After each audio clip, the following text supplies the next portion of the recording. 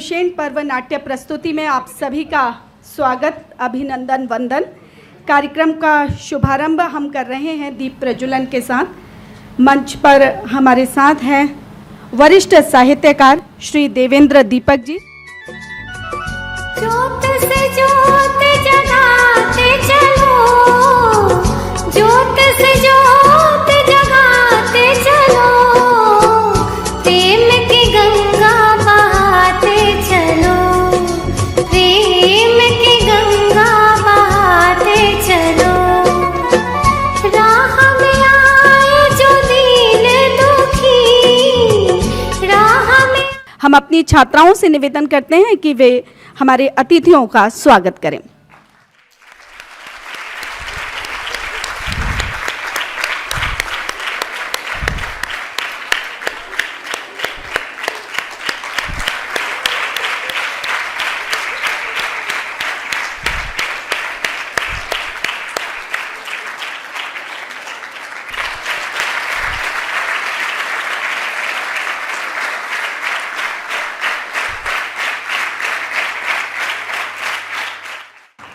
भाऊजी, मैं शुरू करती हूँ आज कहानी के साथ। एक राजा होते हैं और वो राजा जो हैं वो अपने राज पंडित को बुलवाते हैं और कहते हैं कि जब राजा परीक्षित ने सुखदेव से भागवत कथा सुनकर मोक्ष पा लिया तो मुझे भी 1 माह का समय आपको देता हूँ, मुझे मोक्ष चाहिए। मोक्ष कैसा होता है? मुझे मोक्ष चाहिए, मुझे मोह माया से छूटना है, मोह के बंधन से छूटना है। अब राज पंडित ने सुना भी दी भागवत, लेकिन उसके बाद में भी राजा कहता है कि मुझे तो मोक्ष चाहिए, मुझे तो मोह से छूटना है। और अब फाइनली मैं राज पंडित को 7 दिन का समय देता हूँ कि इन 7 दिन में यदि मैंने मोक्ष को नहीं पाया तो मैं आपको मृत्युदंड दूंगा और साथ ही साथ आपको आपकी जो भी धन संपत्ति है उसे भी जब्त कर लूँगा। अब जो राज पंडित थे वो बड़े परेशान, उनको समझ में नहीं आया कि मैं क्या करूं। वो अपने घर पहुंचे बहुत उदास, बहुत परेशान। उनके बेटे ने कहा कि पिताजी क्या हुआ, आज आप कुछ बड़बड़ा नहीं रहे, कुछ बोल नहीं रहे, चुपचाप बैठे हुए हैं। बोले मुझे यदि मैं तुम्हें बता भी दूंगा, तुम जान भी लोगे तो तुम कर क्या सकोगे, मैं तो पंडित हूँ, उसके बाद में भी मैं कुछ नहीं कर पा रहा हूँ। तो बोले नहीं पिताजी, आप बताइए तो बात क्या है, कारण क्या है जो आप इतने उदास हैं। बोले बस ये समझ लो कि 7 दिन के अंदर तुम्हारे पिता की मृत्यु होने वाली है। बोले ऐसे कैसे आप बोल रहे हैं कि आपकी मृत्यु होने वाली है, आप तो इतने ज्ञानी हैं, इतने बड़े पंडित हैं। बोले राजा ने कहा है कि यदि 7 दिन के अंदर उन्हें मोक्ष नहीं मिला तो वो मुझे मृत्यु दंड दे देंगे, यदि वो मोह के बंधन से नहीं छूटे तो वो मुझे मृत्यु दंड दे देंगे। अब मैं उन्हें कैसे मोह के बंधन से मुक्त कराऊं? तो बोले पिताजी आप एक काम करो, आप ये काम मेरे हवाले कर दो। बोले तुम क्या करोगे, तुम तो घर में बैठे रहते हो, खाते रहते हो, कुछ काम धाम तो करते नहीं हो, अभी तुम बड़े एक्टिव हो गए। बोले नहीं पिताजी आप चिंता तो मत करो, अब आपके पास कोई और ऑप्शन तो है नहीं, आपको मृत्यु दंड तो होना है, तो उससे अच्छा एक बार मुझे ही मौका दे के देख लो, शायद आपका काम बन जाए। राजगुरु ने कहा चलो ठीक है, अपन ऐसे ही करते हैं। उन्होंने अपने बेटे को लेके गए राजा के पास और कहने लगे कि महाराज मेरा बेटा है ये, और ये आपको मोह के बंधन से छुड़ा देगा और साथ ही साथ आपको मोक्ष का मार्ग भी दिखाएगा। राजा कहने लगे ये तुम्हारा बेटा, तुम तो पंडित हो, राज पंडित हो, और ये तुम्हारा बेटा ये कैसे? बोले नहीं नहीं ये कर देगा। बोले हमेशा तुम इसकी बुराई करते हो कि ये कुछ नहीं करता। बोले सर लेकिन करेगा तो यही महाराज जी। उन्होंने कहा ठीक है। बोले लेकिन इसकी एक शर्त है। क्या शर्त? ये कि आपको इसे गुरु मानना होगा। राजा ने कहा ठीक है माना गुरु, क्योंकि राजा के दिमाग में तो फितूर चढ़ा था कि मुझे मोक्ष पाना है, मुझे मोह के बंधन से छूटना है। उनने कहा चलो हमने मान लिया आपको गुरु। अब बोले चलो अब राजा जी आपने जब मुझे गुरु मान लिया है तो एक बड़ी सी रस्सी बुलवाओ। राजा ने रस्सी बुलवाई। अब बोले इस रस्सी को बीच में से काटो। रस्सी को बीच में से कटवाया। फिर राजा को कहा कि अब मेरे पिताजी को इस खंबे से, जो राजमहल में आपने देखा ना बड़े बड़े खंबे टाइप के लगे रहते थे, बोले इस खंबे से बांधो। तो बोले तुम अपने पिताजी को बंधवा रहे हो? बोले आपने मुझे गुरु माना है, मेरा कहना मानना पड़ेगा, इनको बांधो खंबे से। राजा ने बांध दिया खंबे से। अब राज पंडित तो बंध गए। राज पंडित बोले ये अभी तक तो मृत्युदंड मिलता तो कुछ ऐसे ही दवाई दे देते या कुछ करवा देते, अब राजा और ना जाने कितना टॉर्चर करके मुझे मारेगा, ये क्या मालूम क्या क्या कर रहा। खैर, अब उनने जब बांध दिया तो जो लड़का था उसने कहा कि सैनिकों को आदेश दिया कि अब राजा को इस खंबे से बांधो। तो सैनिक एकदम घबरा गए, बोले अरे मैं पंडित हूँ, मैं गुरु हूँ, आपके राजा ने मुझे गुरु माना है, आपको भी मेरा कहना मानना पड़ेगा, बांधो। राजा ने कहा ठीक है भाई बांधो, मुझे भी बांध दिया। अब जब राजा भी बंध गए और राज पंडित भी बंध गए तो लड़के ने राजा को कहा कि चलो राजन, अब मेरे पिता को इस बंधन से छुड़ाओ। राजा के तो होश उड़ गए, राजा के पैर जमीन पर आ गए। राजा ने कहा कि ये कैसे संभव है? बोले बताइए ये कैसे संभव है कि जब मेरे पिताजी खुद मोह में बंधे हुए हैं, खुद मोक्ष के मार्ग पे नहीं है, तो वो आपको कैसे ले जा सकते हैं? कहानी यहाँ पर सुनाने का मतलब ये है कि मोह के बंधन में जो बंध जाता है वो उस परमपिता परमेश्वर को ना पा सकता है और ना ही किसी को उसे पाने का मार्ग दिखा सकता है। ये तभी संभव है जब हम मोह माया के बंधन से मुक्त हों, और ये तब संभव है जब हम अपने स्वयं के स्तर से उठ के बाकी सबके लिए सोचें।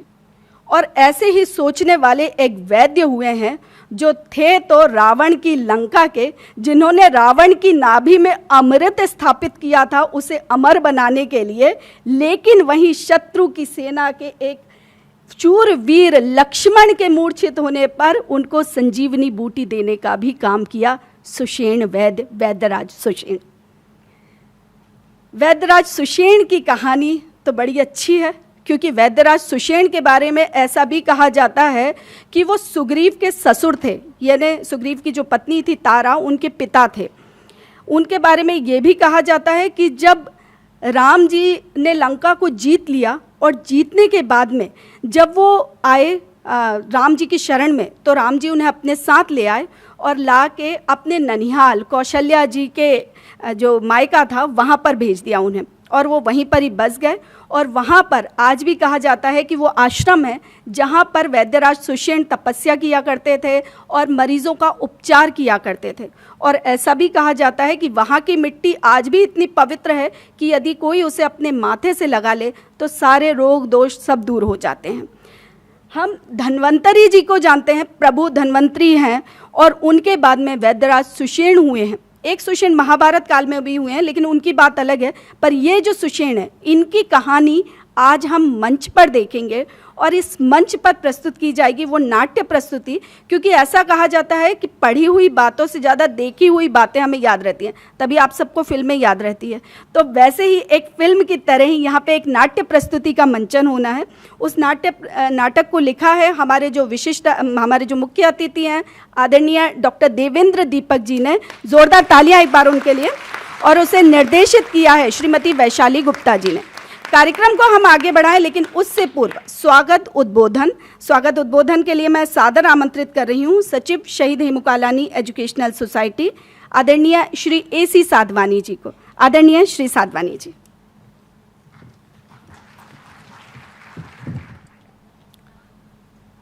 सर्वप्रथम मैं परमहंस संत शिरोमणि हृदयराम साहिब जी, जिनके आशीर्वाद से न सिर्फ ये शहीद हेमुकालानी एजुकेशन सोसाइटी जो कि 8 स्कूल और 2 कॉलेजेस संचालित कर रही है, टेक्निकली 3 कॉलेजेस,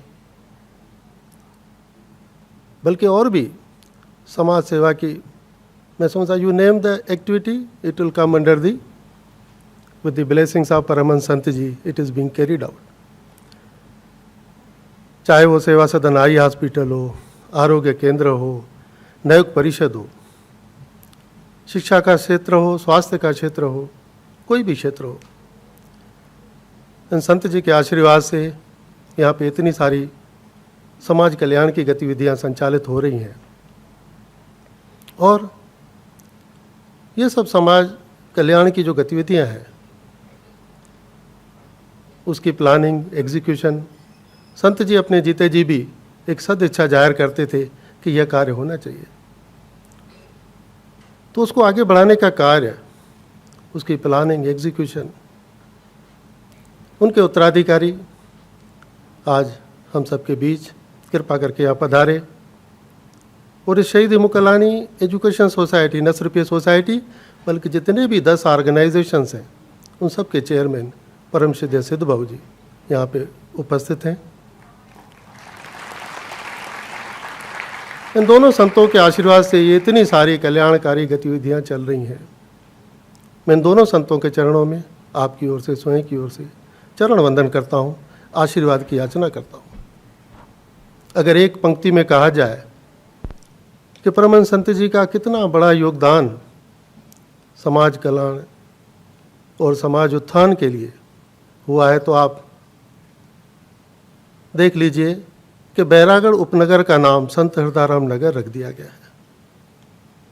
और ये कोई उनको किसी ने प्रतिवेदन नहीं दिया शासन को, शासन ने स्वयं आके देखा।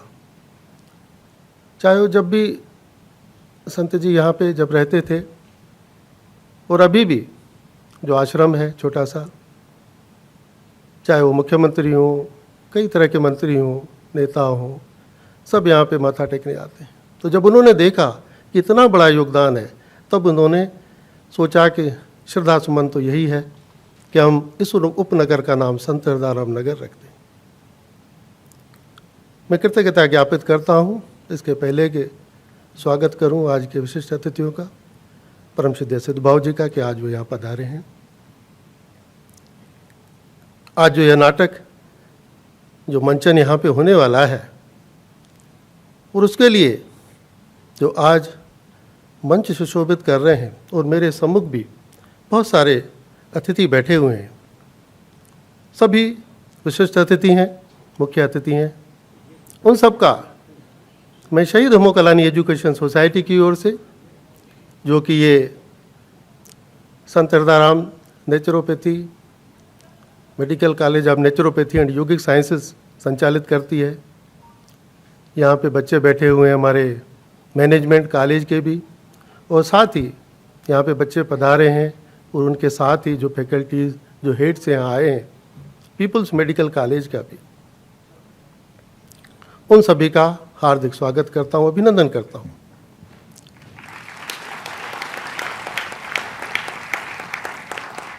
परम श्रद्धेय सिद्ध बाबू के जी के साथ जो मंच सुशोभित कर रहे हैं आज के कार्यक्रम के मुख्य अतिथि डॉक्टर देवेंद्र दीपक जी, जो कि सुप्रसिद्ध लेखक एवं पूर्व निदेशक मध्य प्रदेश हिंदी ग्रंथ अकादमी, और साथ ही ये जो नाटक यहाँ मंचित होने जा रहा है उसके भी लेखक हैं।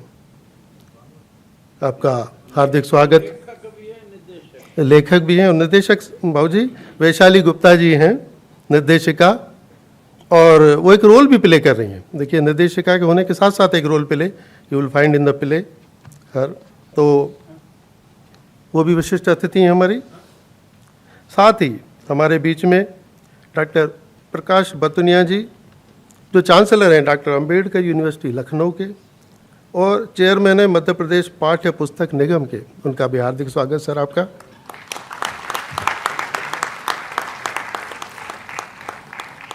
साथ ही प्रेम गुप्ता जी, जो कि पूर्व निदेशक मध्य प्रदेश बाल रंग मंडल के हैं, वो भी इस नाटक में एक रोल प्ले कर रहे हैं, और मुझे जैसा बताया गया वो शायद वैद्य का रोल वही प्ले कर रहे हैं। उनका भी हार्दिक स्वागत, अभिनंदन।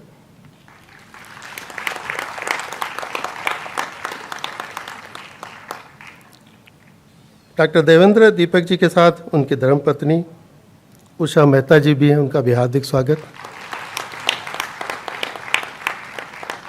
ये जो आप यहाँ पे इंस्ट्रूमेंट्स देख रहे हैं, तो गीत संगीत के बिना तो नाटक में जान नहीं आती। तो श्री सुश्रुत गुप्ता जी, गीत संगीत उनके द्वारा प्रस्तुत किया जाएगा, उनका हार्दिक स्वागत।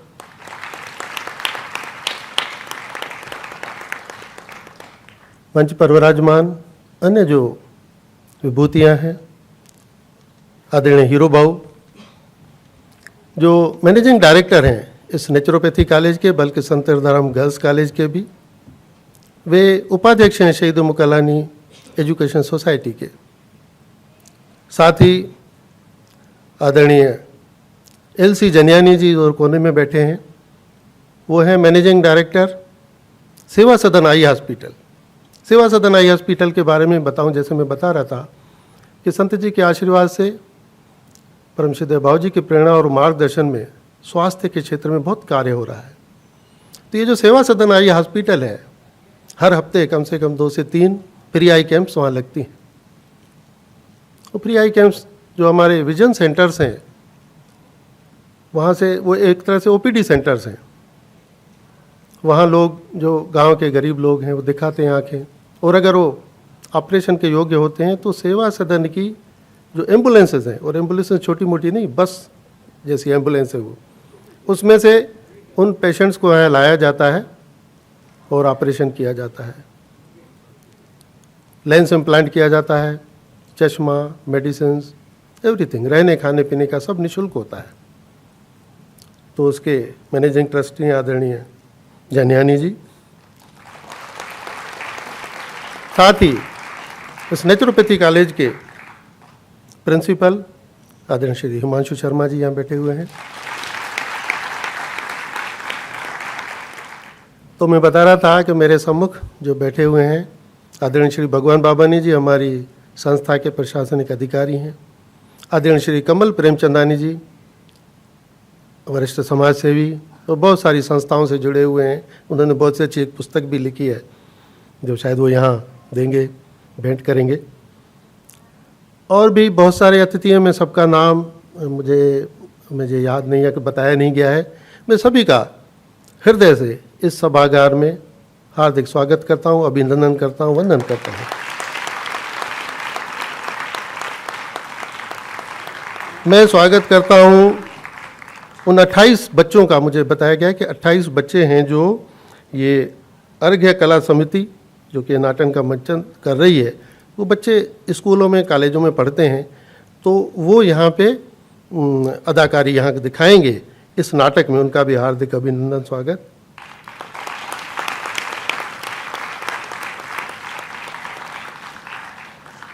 मैं बता रहा था आपको, परमहंस संत जी के आशीर्वाद से इतने सारे ऑर्गेनाइजेशन, इतनी सारी कल्याणकारी गतिविधियां चल रही हैं।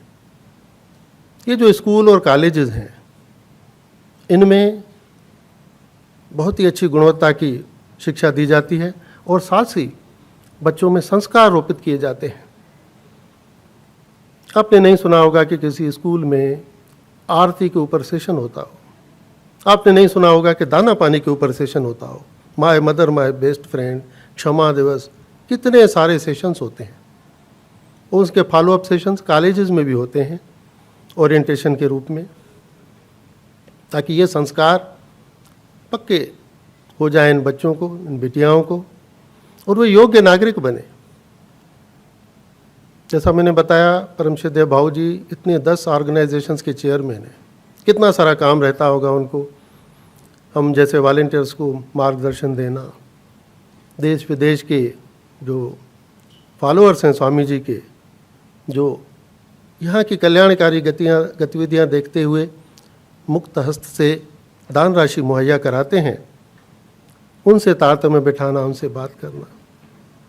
इसके बावजूद भी, इतना व्यस्त होने के बावजूद भी वो ये सेशंस खुद लेते हैं। मैं नहीं समझता कि विश्व में ऐसा कोई स्कूल होगा जहाँ पे इस तरह के संस्कारों से सेशंस होते हैं। परमहंस संत जी ने यही सदिच्छा प्रकट की और परम सिद्ध भाव जी उसी को आगे बढ़ा रहे हैं कि स्कूल कॉलेजेस बहुत हैं इस देश में, लेकिन ऐसे स्कूल कॉलेजेस होने चाहिए जहाँ पे क्वालिटी एजुकेशन तो हो, क्योंकि देखिए बिना एजुकेशन के तो कुछ हो नहीं सकता, लेकिन बच्चों में संस्कार भी हो ताकि वो विश्व के योग्य नागरिक बन सके।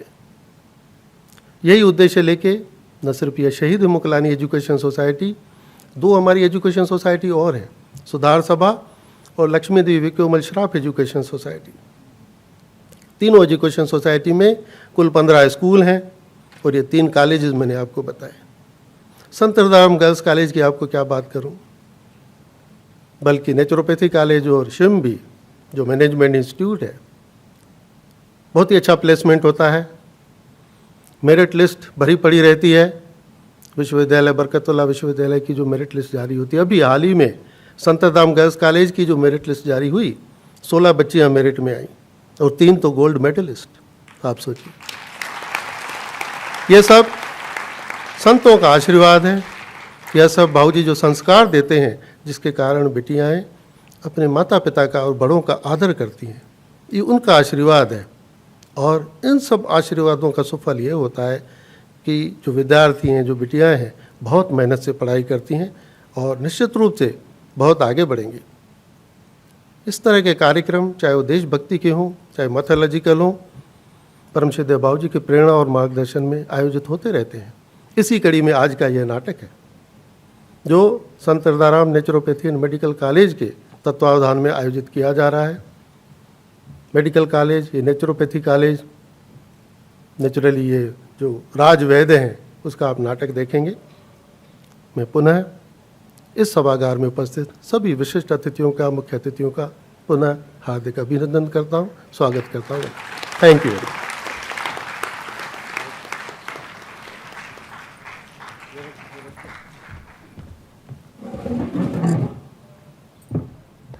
बहुत बहुत धन्यवाद आदरणीय श्री साधवानी भाऊ जी, आपने हमारी संस्था का परिचय हमारे मेहमानों से कराया और सभी का स्वागत भी किया। कार्यक्रम को हम आगे बढ़ाते हैं। जैसा कि आप सब ने देखा कि सुना अभी कि हमारे यहाँ से बहुत सारे सेवा कार्य हैं, ना सिर्फ शिक्षा के क्षेत्र में बल्कि शिक्षण सह गतिविधियाँ और एक संपूर्ण व्यक्तित्व विकास के लिए यहाँ पर काम हो रहे हैं। ये संत जी की नगरी है और यहाँ पर सारे संतों का समागम होता है। अभी तक हमारे यहाँ आर्मी से भी संत आए हैं, हमारे यहाँ अलग अलग क्षेत्रों से संत आए हैं, शिक्षा के क्षेत्र से संत आए हैं, आज साहित्य के क्षेत्र से संतों का समागम इस मंच पर हुआ है। तो यह हमारा सौभाग्य है।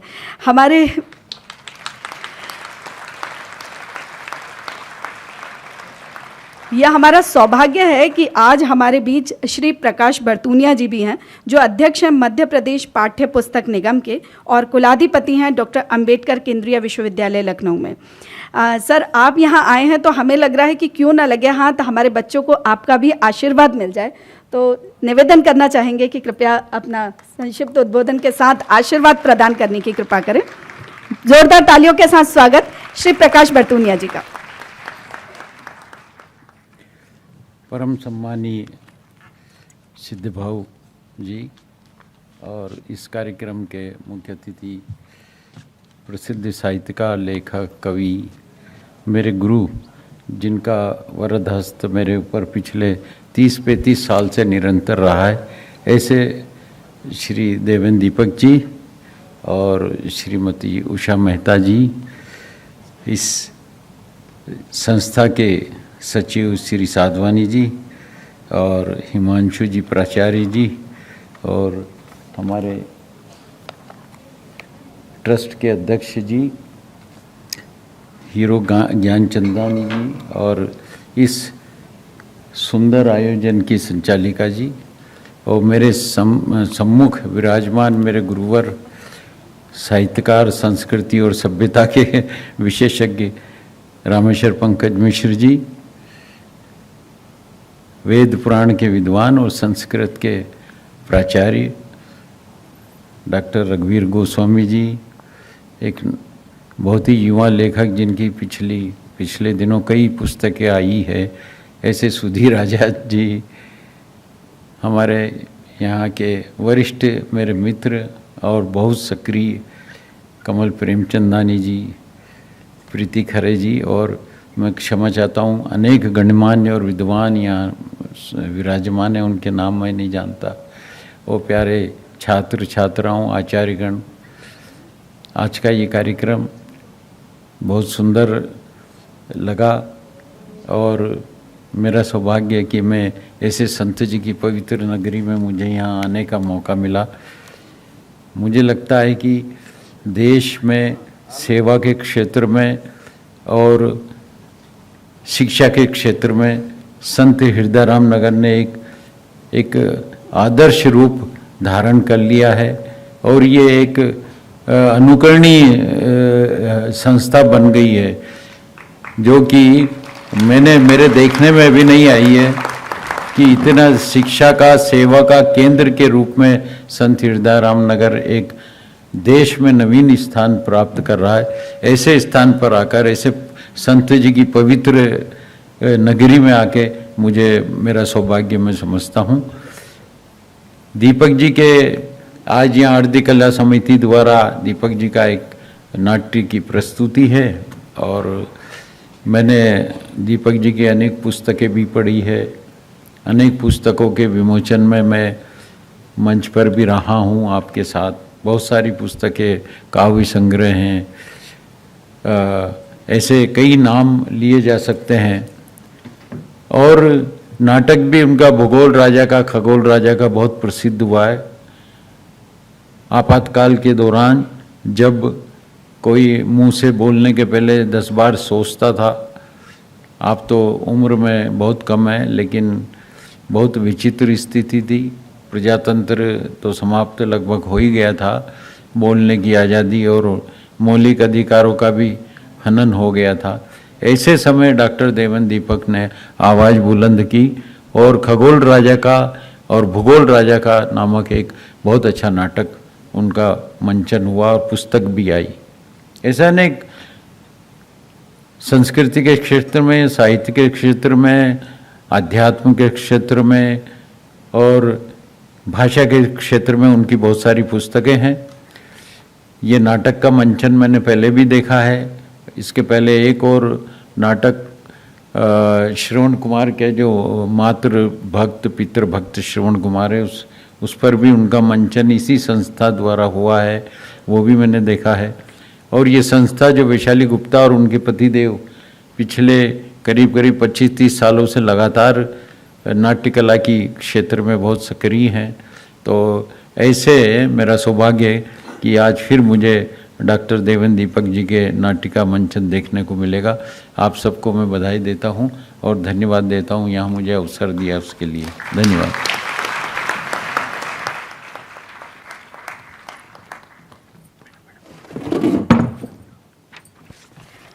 बहुत बहुत धन्यवाद आदरणीय श्री प्रकाश बरतूनिया जी। अब कार्यक्रम को आगे बढ़ाएं, उससे पूर्व हम जिनके बारे में, जिनका परिचय आपको देना चाहते हैं और जिन्हें हम आमंत्रित करना चाहते हैं, मैं चाहूँगी एक बार उनके लिए पहले ज़ोरदार तालियां हो, फिर मैं परिचय दूँ।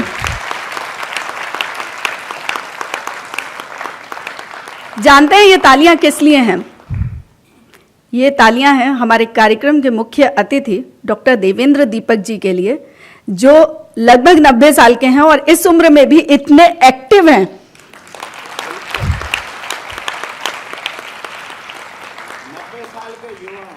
जी, 90 साल के युवा हैं, बिल्कुल वाकई।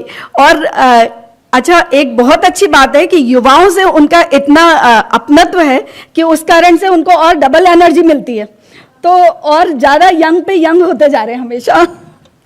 मतलब मुझे लगता है कि 30 साल तो शायद मुझे ही देखते हुए हो गए हैं, बिल्कुल एकदम यंग एनर्जेटिक सर, जैसे पहले थे वैसे ही अभी भी हैं।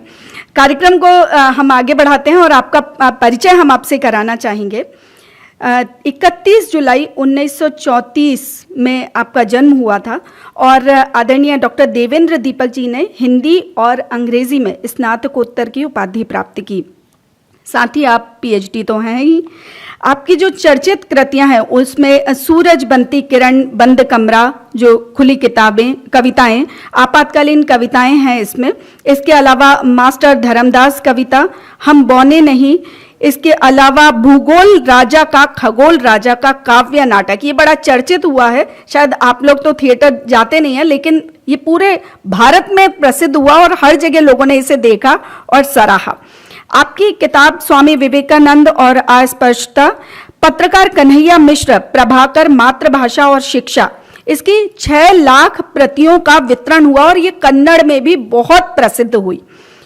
अब यदि हम और बात करें तो सामाजिकी में वह सूरज, मैं सूरजमुखी, कांवर श्रवण कुमार की काव्य नाटक और इसके अलावा कई सारी किताबों का आपने संपादन भी किया है। साहित्य ललिता, पथिक, भारतवर्ष, सार्थक, चेतना, वन्या, प्रेरणादीप, छंद प्रणाम, मतलब लिस्ट इतनी लंबी चौड़ी है कि यदि मैं अभी बताना शुरू करूंगी जी, बस एक सम्मान वाली बात और मैं बताना चाहूंगी कि मुख्य रूप से हिंदी सेवा साहित्यकार सम्मान, नागरिक सम्मान, भारतवासी सम्मान, दलित विशिष्ट सेवा सम्मान, मध्य प्रदेश राज्य शिखर सम्मान, पंडित दीनदयाल उपाध्याय साहित्य सम्मान और इसके अलावा वरिष्ठ फेलो भारत सरकार, गणेश शंकर विद्यार्थी सम्मान, मॉरिशस, लंदन, सूरीनाम, न्यूयॉर्क में आयोजित विश्व हिंदी सम्मेलन में आपकी महत्वपूर्ण भूमिका रही है।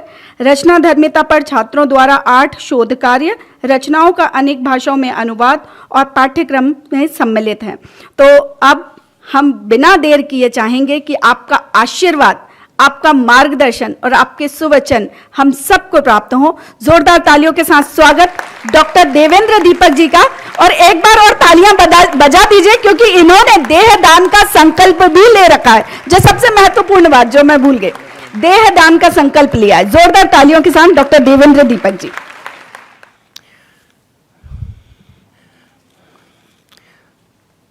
पूज्य सिद्ध भाव जी, साधवानी जी, ज्ञानचंदानी जी, हिमांशु जी और डॉक्टर प्रकाश बर्तुनिया जी, और ये भी कह दूं श्रीमती उषा मेहता जी,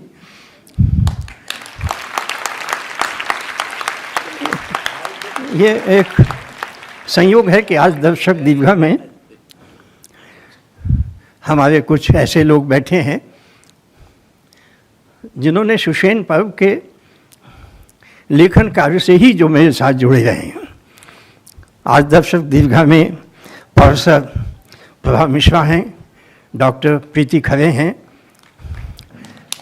गोस्वामी जी हैं, प्रेमचंदानी जी हैं और रामेश्वर जी हैं, और यहाँ उपस्थित सभी आचार्य, प्राचार्य और विद्यार्थियों। सिद्ध भाव से तो मेरा कोई पूर्व जन्म का ही नाता है, कोई पूर्व जन्म का ही मेरा उनका संस्कार है, जो मेरा आज भी उनके साथ स्नेह भाव बना हुआ है। अभी चलते चलते एक बात कह दी संयोजिका ने, प्रमिता जी ने, कि देहदान का संकल्प किया। अब इस आयु में जन्म तिथि हो तो कहाँ जाऊँ, किसके पास आशीर्वाद लेने जाऊँ? कभी विनय मोहन जी थे, प्रभुदयाल जी अग्निहोत्री थे, चौरसिया जी थे, उनके पास जाते थे। तो मैं समय निकाल के कभी कभी सिद्ध भाव जी के पास जाता हूँ।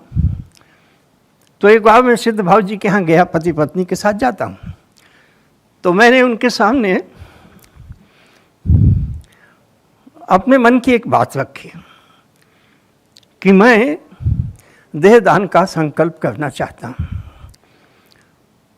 तो उन्होंने मुझे गांधी मेडिकल कॉलेज का देहदान का जो संकल्प पत्र था वो मुझे भेजा।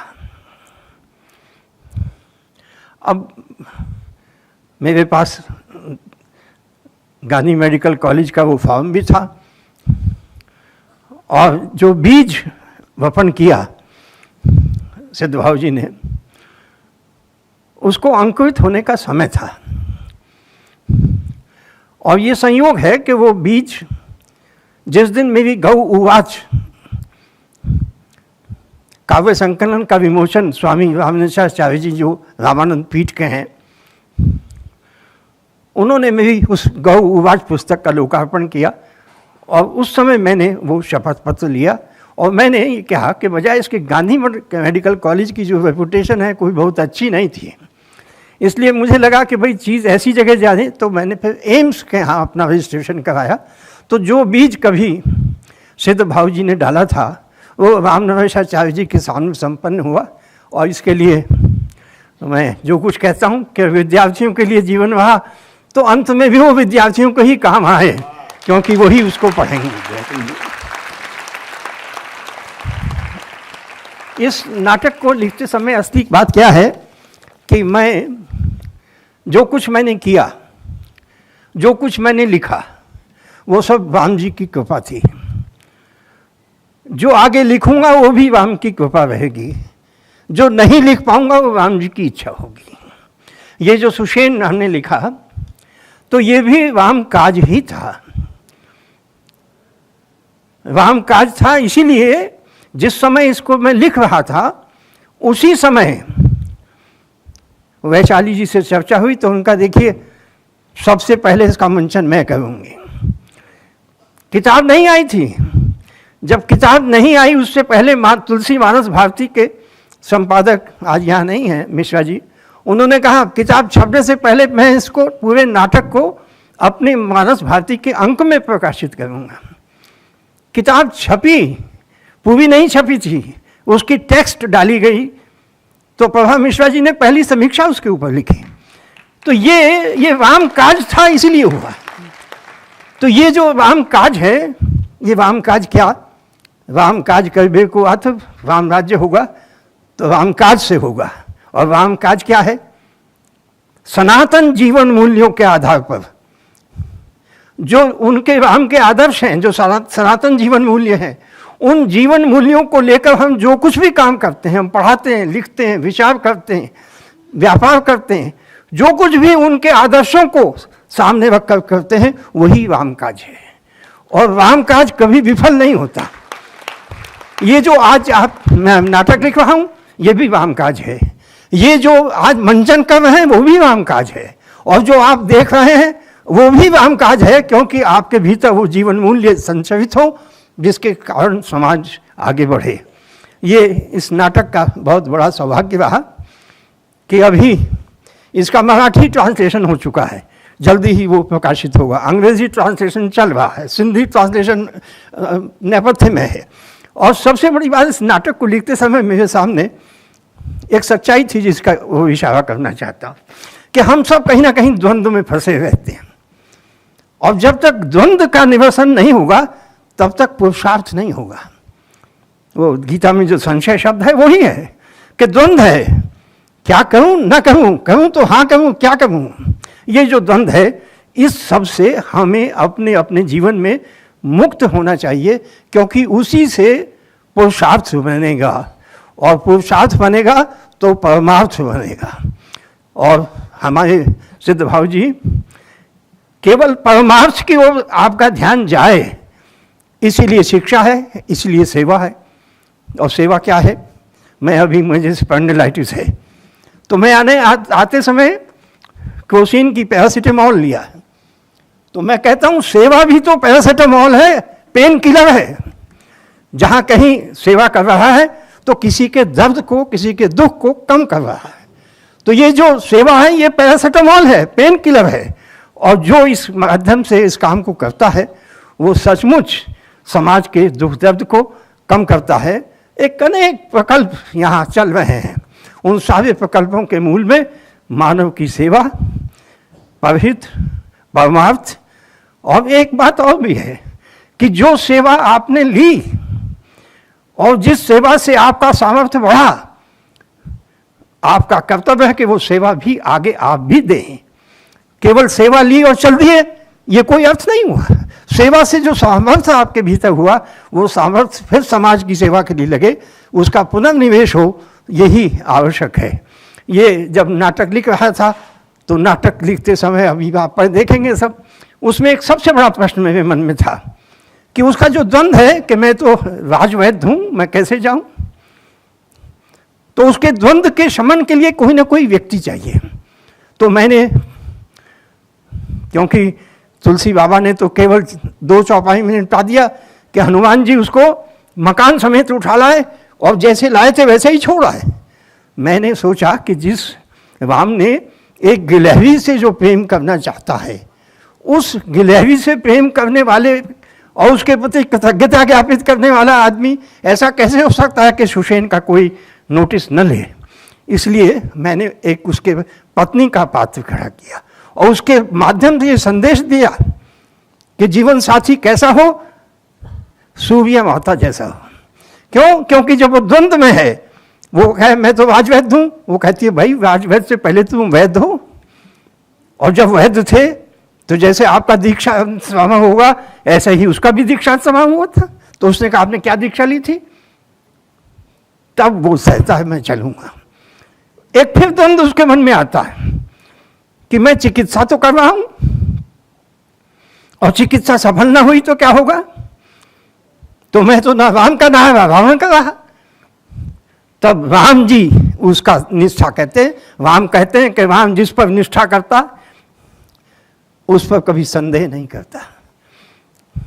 तो उसकी वो जो द्वंद्व है वो द्वंद्व भी वहाँ समाप्त होता है। एक चीज़ इसमें मैंने भारतीय संस्कृति की दृष्टि से रखी, श्री रामकृष्ण परमहंस से एक संवाद है कि भगवान कब हंसते हैं, तो उन्होंने कहा भगवान 2 बार हंसते हैं। कब हंसते हैं कि जब 2 जुड़वा भाई फीता हाथ में लेकर कहते हैं ये जमीन मेरी है, ये जमीन मेरी है, तब भगवान हंसता है।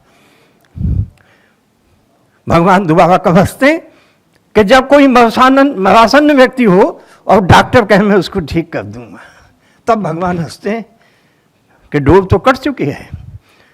तो ये जो हमारी संस्कृति में आराधन और साधन, भगवान की कृपा भी और साथ साथ साधन भी, चिकित्सा भी है और महामृत्युंजय का जप भी है। क्योंकि कभी एक बार मैं अपनी पत्नी का ऑपरेशन कराने गया तो एक थिएटर पे लिखा हुआ था, वी ट्रीट ही क्योर्स। हम तो ट्रीट करते हैं लेकिन उसको सही तो वो ईश्वर करता है। इसलिए इस नाटक में आराधन और साधन दोनों का समन्वय है। राम कथा पर लिखना एक बड़ा कठिन काम है। मैं जीवन में हमेशा जो उपेक्षित है, जो अलक्षित है, वो व्यक्ति हो, पात्र हो, समाज हो, वर्ग हो, पात्र हो, विषय हो, मैं उसको उठाता हूँ। और इसीलिए मैंने सुषेण को उठाया कि भाई इसका नोटिस नहीं लिया। और फिर मैंने खोज की तो केवल वो जो बात कही रायपुर की, राम जी उसको अपने साथ अयोध्या ले गए। राज्याभिषेक के समय वो उपस्थित था वहाँ। अभी एक चित्र आया है, उसमें सब दिया है कौन कौन कहाँ खड़ा है। तो वो वहाँ ले गए उसको अपने साथ, और जब कहा कि भाई अब सब अपने अपने घर जाओ, राज्याभिषेक हो गया, तब वो जाकर के रायपुर आया। चंदखुई एक रायपुर के पास 40 किलोमीटर पर एक गांव है, वहाँ पर कौशल्या का मंदिर है। वहीं छत्तीसगढ़ सरकार ने वहाँ पर उसके एक स्टैचू बनवाया हुआ है। तो कहने का मतलब ये है कि जो एक राजवैद्य था वो वैद्यराज बना दिया, और वैद्यराज के रूप में जो एक मेडिकल एथिक्स है कि एक वैद्य का क्या सौंदर्य शास्त्र होता है, क्या उसका धर्मशास्त्र होता है, क्या उसका समाज शास्त्र होता है, इसकी व्याख्या उसमें की आप सब यहाँ देखेंगे। भाव का एक बार फिर इस संस्था में उन्होंने मंचन की सुविधा जुटाई। सिद्ध भाव कौन कौन सा काम नहीं करते। साहित्य के वितरण में अद्भुत काम। मेरी प्रणाम कपिला निकली तो मंगा करके लोगों को बांटी। गौ उवाच छपा तो गौ उवाच की कापियाँ जो है लेकर के सब लोगों के बीच में भेजी। श्रवण कुमार छपा तो उसकी कापियाँ जनता के बीच वितरित की। और इस दृष्टि से उनका सत साहित्य के प्रचार का जो काम है, ठीक है आज नहीं पढ़ा कभी तो पढ़ेंगे, हम नहीं पढ़ेंगे कभी कोई बच्चा तो पढ़ेगा।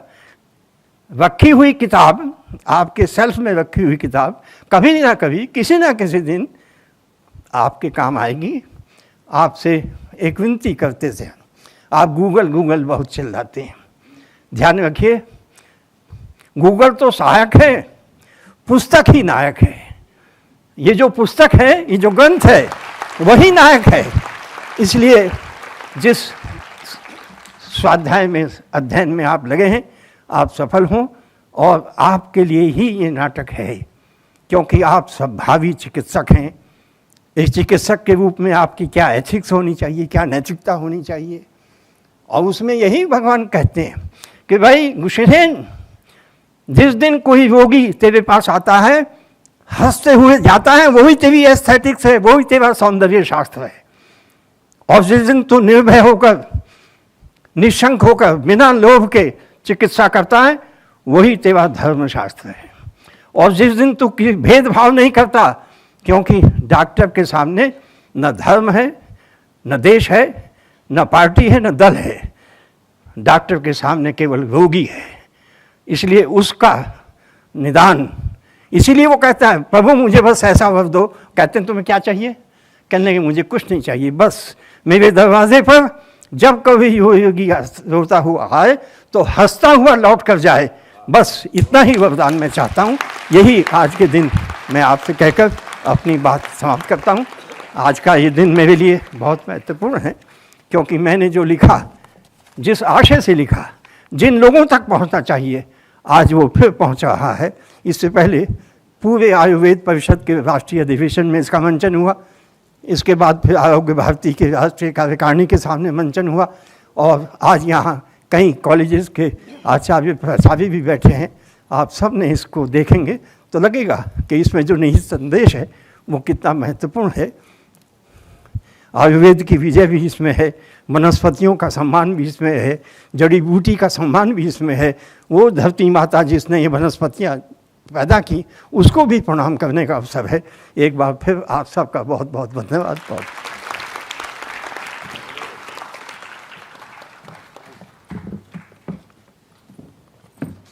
क्या बात है, एक बार और जोरदार तालियां डॉक्टर देवेंद्र दीपक जी के लिए। जी सर, आपने बिल्कुल ठीक कहा कि सेवा भी दर्द निवारक औषधि की तरह है, एक पैरासीटामोल की तरह होती है, और सामर्थ्य यदि हमें मिला है तो समाज की सेवा हम ज़रूर करें। और जहाँ तक आपने कहा कि ये राम काज है, वाकई सही बात है कि राम काज है, और आप कह रहे हैं कि राम काज करवे को आतुर, और हम कह रहे हैं कि राम काज कीन्हे बिना मोह कहाँ बिसराओ। तो इस काज में हम सबको लगे ही रहना है और कभी हमें विश्राम नहीं करना है। ये सेवा कार्य की कड़ी आनंद कार्यक्रम को हम आगे बढ़ाते हैं, और अब बारी है हमारे अपने परम श्रद्धेय श्री सिद्ध भाऊ जी का आशीर्वाद प्राप्त करने के लिए। जोरदार तालियों के साथ स्वागत आदरणीय परम श्रद्धेय श्री सिद्ध भाऊ जी, अध्यक्ष शहीद हेमू कालानी एजुकेशनल सोसाइटी। आज के इस शुभ अवसर पर मंच पर विराजमान और इस सभागार में उपस्थित मेरे समस्त आदरणीय आत्मीय सुजनों, आप सबके चरणों में मैं हृदय से वंदन करता हूँ, और इस आज के प्रेरक कार्यक्रम में आपका हार्दिक अभिनंदन करता हूँ।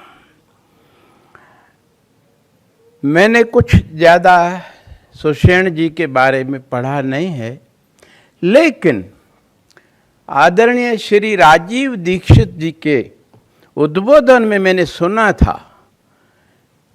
सुषेण जी जब आए, हनुमान जी संजीवनी के लिए गए, अब उनको कैसे पहचाने, तो पूरे पहाड़ को लेकर आए।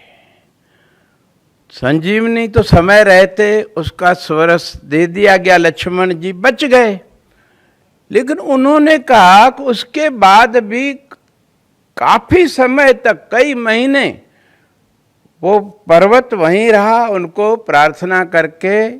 और फिर सुषेण जी ने श्री रामचंद्र जी की सेना, जो वानर थे, उनको सिखाया कि ये औषधीय पौधे हैं, इनका आप संग्रहण करिए, क्योंकि युद्ध में आपको घाव हो जाएंगे तो फिर आपके वो घाव जल्दी भर जाएं, उसमें ये औषधीय पौधे आपको बहुत काम आएंगे।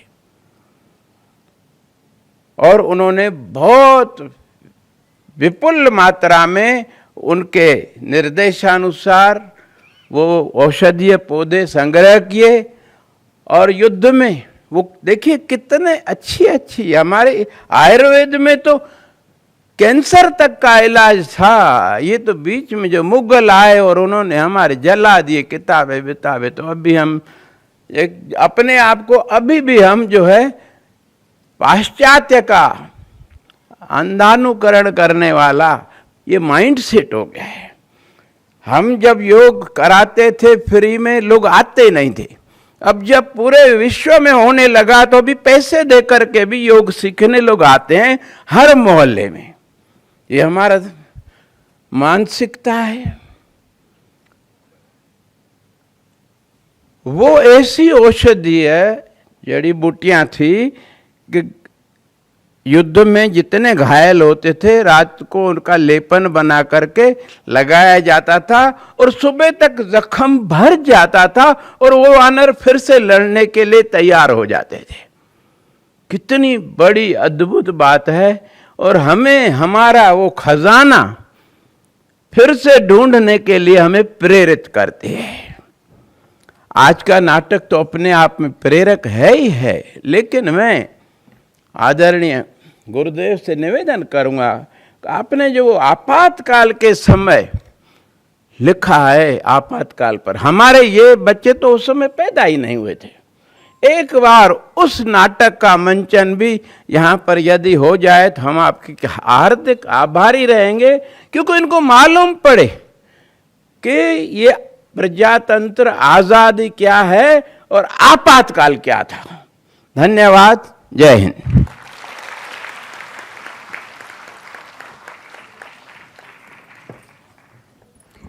बहुत बहुत धन्यवाद परम श्रद्धेय श्री सिद्धभाऊ जी। और अब बारी है हमारे अतिथियों का सम्मान करने के, तो हम निवेदन करना चाहेंगे आदरणीय देवेंद्र दीपक जी से, डॉक्टर देवेंद्र दीपक जी से कि वे कृपया सम्मान स्वीकार करें। परम श्रद्धेय श्री सिद्धभाऊ जी उनका सम्मान करेंगे। और साथ ही साथ हमारे विशिष्ट अतिथि श्री प्रकाश बर्तूनिया जी को भी मैं आमंत्रित करूंगी कि वे भी कृपया सम्मान स्वीकार करें।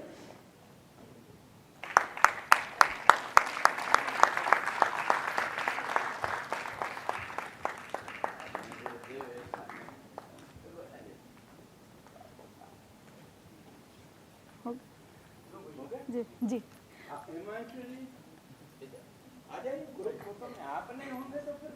इस कार्यक्रम में साथ ही साथ सिंध के क्रांतिकारी कही अनकही गौरव गाथाएं 23 मार्च 2023 शहीद हेमू कालानी जन्म शताब्दी वर्ष के अवसर पर एक किताब प्रकाशित हुई और उसके लेखक और संकलनकर्ता श्री राजेंद्र प्रेमचंदानी कमल जी हमारे बीच में मौजूद हैं। वो अपनी ये किताबें मंचासीन हमारे जो वरिष्ठ मेहमान हैं उन्हें भेंट करना चाहते हैं। हम श्री कमल प्रेमचंदानी जी को मंच पर आमंत्रित करेंगे। जो अभी नाटक हो रहा है ना जी, गुरुदेव मेरे को वो पुस्तक भेंट कर रहे हैं। वाह, क्या बात है। जो नाटक प्रस्तुत किया जा रहा है उसकी प्रति परम श्रद्धेय श्री सिद्धभाऊ जी को डॉक्टर देवेंद्र दीपक जी भेंट कर रहे हैं।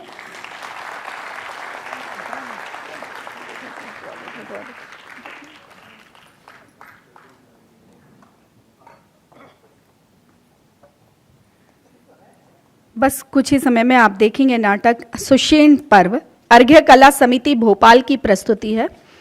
इस नाटक के लेखक डॉक्टर देवेंद्र दीपक जी, संगीत परिकल्पना एवं सह निर्देशक सुश्रुत गुप्ता और निर्देशक हैं वैशाली गुप्ता। ये है शहीद हेमू कालानी शेर सिंध, इस पर ये मूवी भी बना रहे हैं सुधीर आजाद जी। डॉक्टर सुधीर आजाद जी ने ये किताब लिखी है शेर सिंध। शहीद हेमू शिक्षक हैं ये भी जी, शिक्षक हैं और शहीद हेमू कालानी जी पर केंद्रित ये किताब है और इस पर एक फिल्म का भी निर्माण होने जा रहा है शेर सिंध। डॉक्टर सुधीर आजाद जी को बहुत सारी बधाइयां, शुभकामनाएं। तो लीजिए, प्रस्तुत है नाटक वैशाली गुप्ता द्वारा निर्देशित, डॉक्टर देवेंद्र दीपक जी द्वारा लिखित सुषेण पर्व। दिखा रहे हैं आपको, सुना रहे हैं आपको, बता रहे हैं आपको, रामायण आ गया, रामायण आ गया।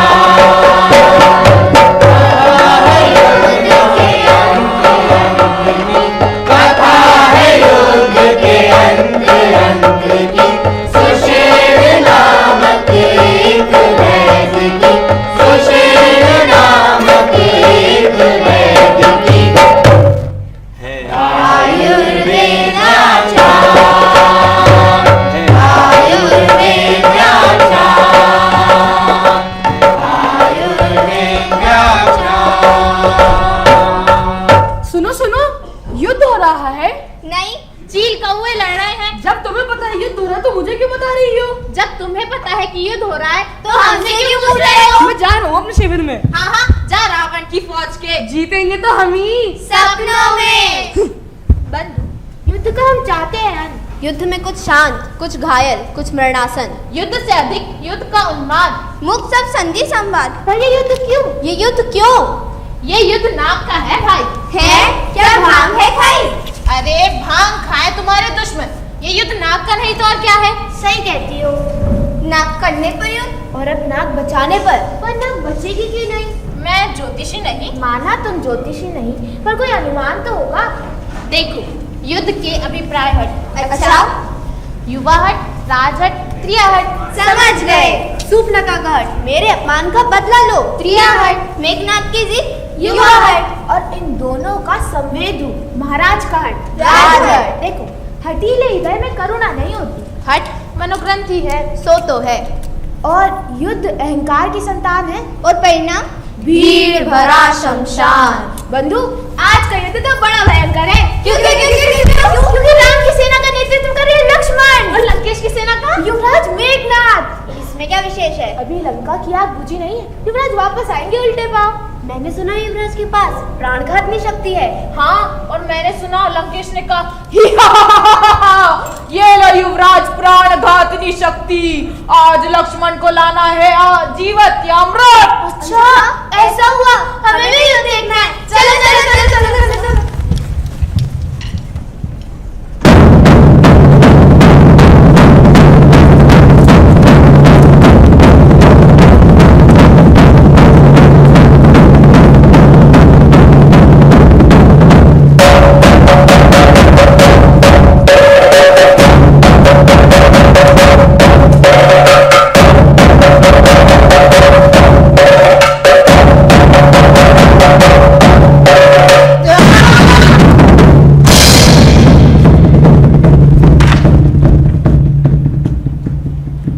दिया आशीष हुआ फलीभूत, नाना की रची प्राण घातनी शक्ति कर गई काम।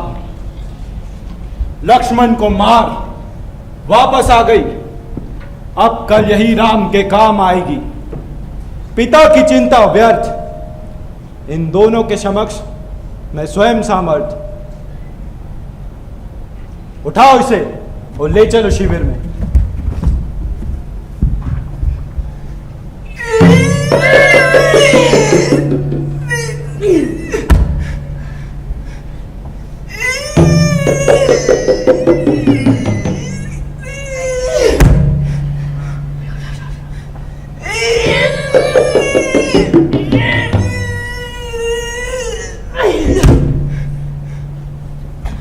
महाराज, तुम दोनों किसी काम के नहीं।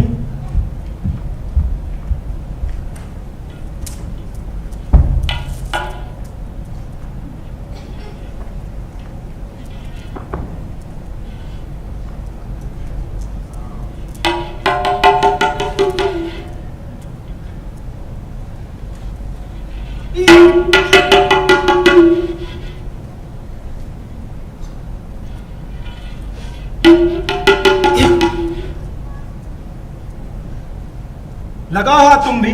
जी।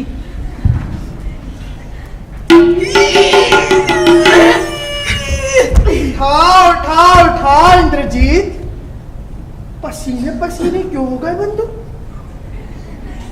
तुम्हारे पिता से धनुष नहीं उठा, तुम सबसे अंगद का पांव नहीं उठा। मेघनाथ, लक्ष्मण है लक्ष्मण, शेष का विशेष और विशेष का शेष। हनुमान, युद्ध समाप्त हुआ, वरना मैं तुम्हें बताता। क्या बताते? मैं तुम्हें बताता कि प्राणघातिनी वार क्या होता है। मैं बतला दूं। हनुमान, सूर्य अस्त हो चुका है। मैं निकला दूं। हनुमान, अपनी मर्यादा में रहो। तुमने मर्यादा छोड़ी कहाँ?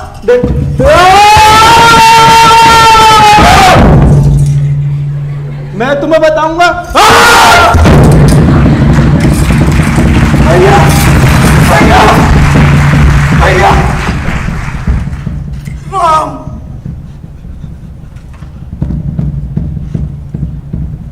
अशुभ में शुभ बचा एक, मेघनाथ ने समझा भैया की मृत्यु, किंतु सांस गति संगत, हृदय पिंड सुरक्षित है, केवल मूर्छा।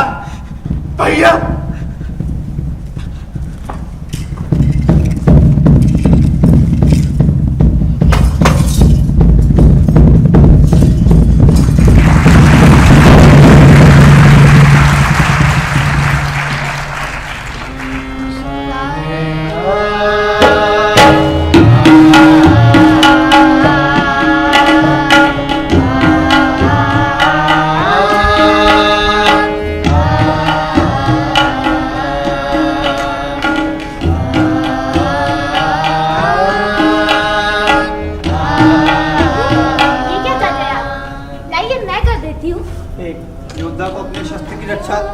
स्वयं करनी चाहिए। मेरा शस्त्र मेरा रक्षा, मेरा शस्त्र मेरा दायित्व। तुमने वहां लोक संवाद नहीं सुना या भूल गए? शस्त्रो रक्षति रक्षता, एक रक्षित शस्त्र ही रक्षा करता है। प्रभु प्रभु प्रभु प्रभु, ये सब क्या है हनुमान? प्रभु भैया घायल और मूर्छित, लगा मेघनाथ की प्राणघाती शक्ति से गहरा आघात। प्रभु वेद वेद प्रभु प्रभु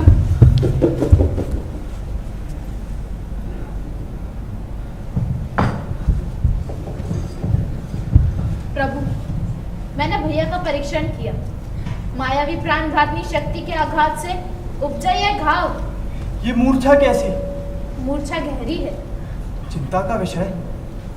प्रभु, सच कहना मेरा धर्म। भैया की चिकित्सा मेरे सामर्थ्य से बाहर। मुझे खेद है, क्षमा करें प्रभु, क्षमा करें।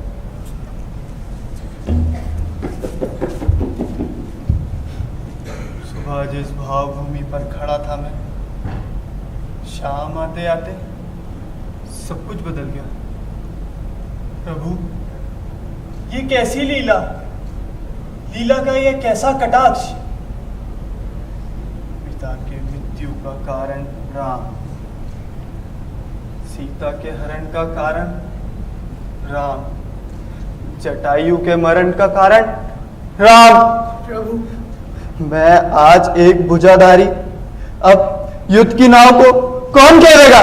लक्ष्मण उठो, लक्ष्मण उठो। प्रभु,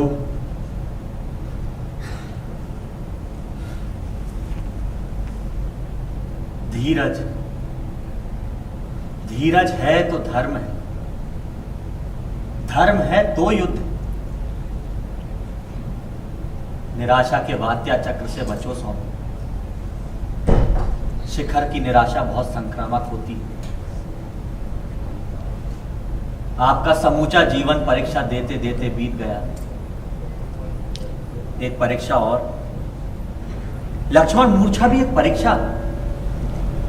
प्रभु, अब तक हुए उत्तीर्ण, अब कैसे हम उत्तीर्ण?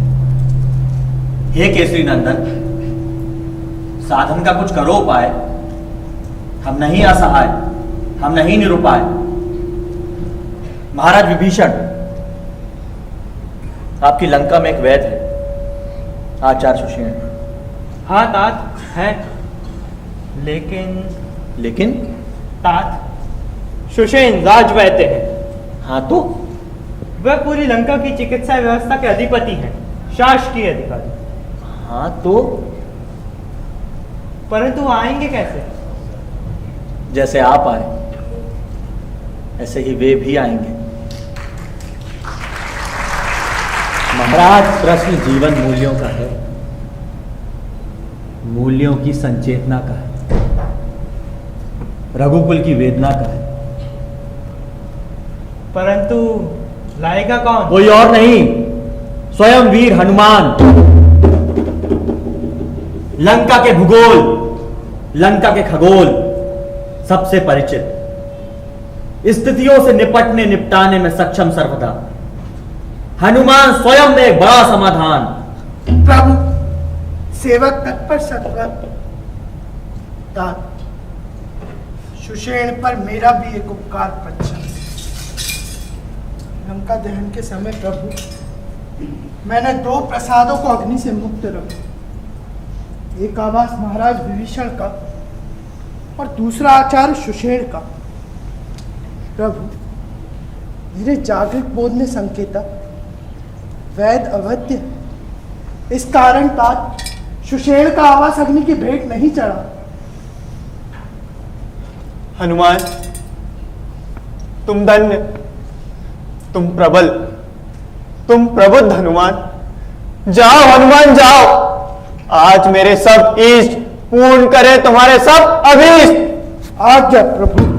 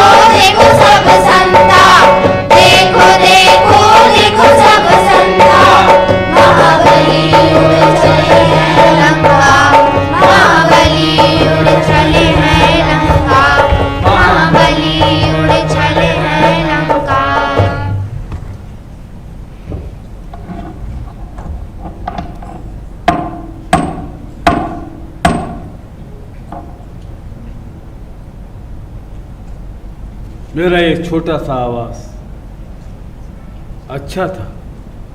ये राजप्रसाद, हाँ ये राजप्रसाद खुला कारावास, कपूर की तरह उड़ गया सारा उल्लास। पहले मुझे प्रारंभ में सब कुछ सहज लगा, धीरे धीरे धीरे धीरे कपट सामने आने लगा। ये धरती, हाँ ये धरती अब मेरी नहीं रही, ये आकाश भी मेरा नहीं रहा, मैं नहीं रहा, मैं सुषेण नहीं रहा। मैं राजवैद सुषेण हो गया। मेरी लय, मेरा समय मेरा नहीं रहा, मेरी लय मेरी नहीं रही। सर्वत्र गुप्तचरी छाई है भयंकर शनिचरी। हाँ मेरे अनुचर, मेरे नहीं राज के संरक्षक, आत्र मैं कितना विवीर्ण, स्वर्ण ही स्वर्ण, स्वर्ण ही स्वर्ण, मैं कितना विवीर्ण, मैं कितना विवीर्ण। लीजिए स्वामी, जल पीजिए। स्वर्ण पात्र में जल? क्या बात है देवी, स्वर्ण पात्र में रखा हुआ जल क्या अमृत हो जाता है? नहीं, ये जल है और जल ही रहता है। तो फिर स्वर्ण पात्र में क्यों? ये लंका के महल की परिपाटी। अच्छा, लंका के महल की परिपाटी। देवी, आज माटी के पात्र में जल लेकर ये विशेष कारण? अरे मेरा मन क्यों बने किसी का चारण। जी। ये स्वर्ण श्रृंखला नहीं तो और क्या है? हाँ लीजिए स्वामी, जल पीजिए। हाँ, सच कहूं तो मैंने आज जल पिया है। माटी की सुगंध से कैसे जल चहक उठा।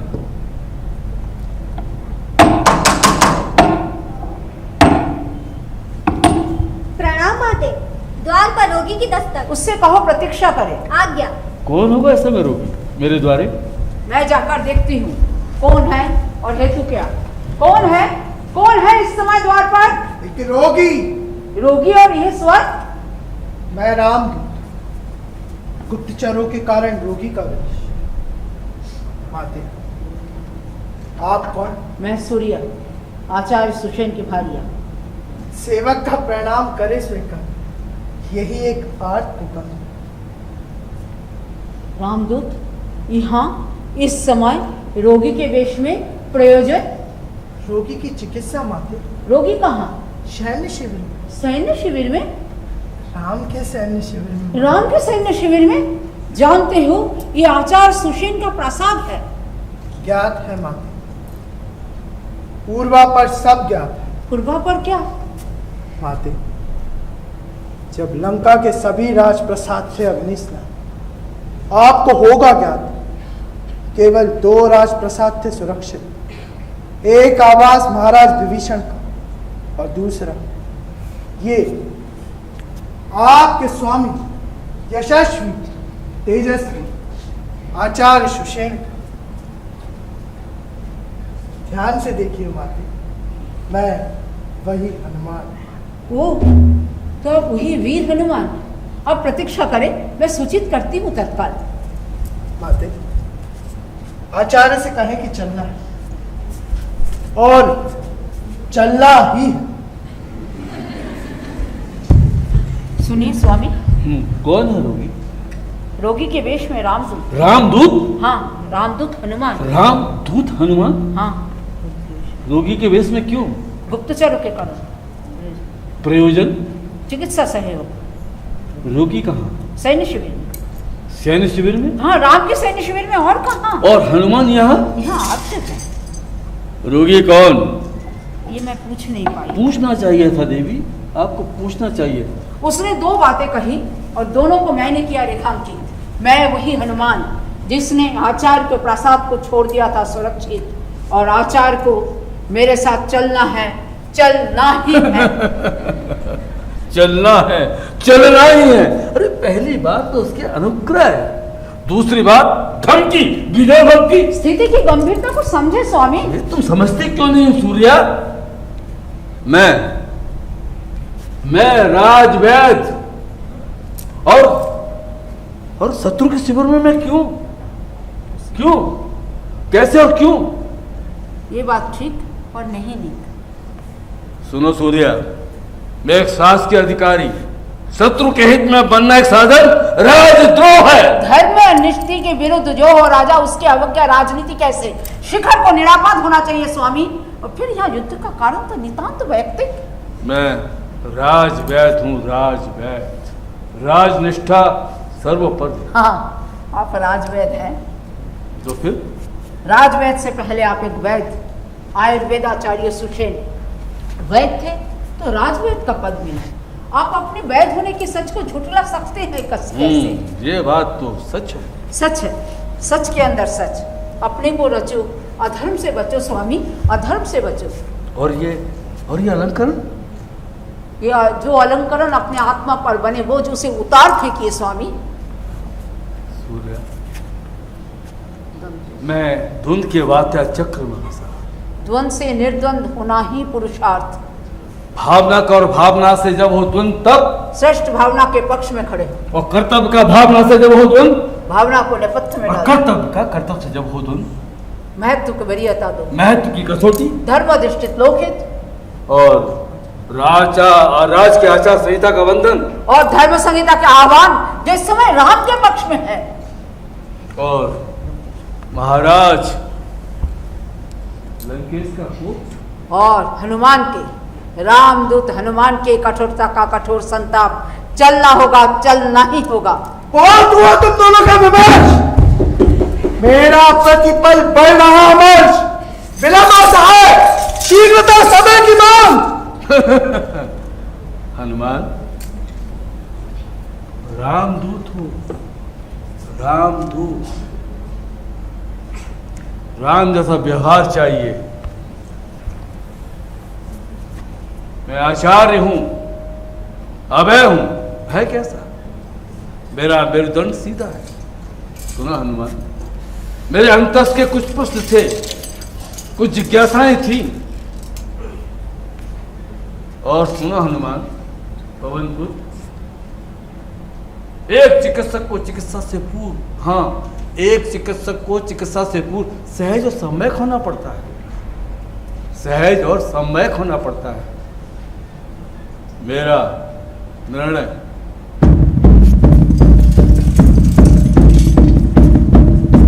क्या?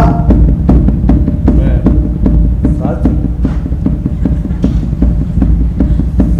लाओ, मुझे त्याग पत्र लिखने दो। राजपद से मुक्ति, यही एक सार्थक युक्ति। मेरे मन का उतर गया बोझ, हाँ, मेरे मन का उतर गया बोझ, खिन्न छिन्न, अब कुछ नहीं, मैं प्रसन्न चित्त, मैं अब शुद्ध, एक तत्संवेद आचार्य सुसेन।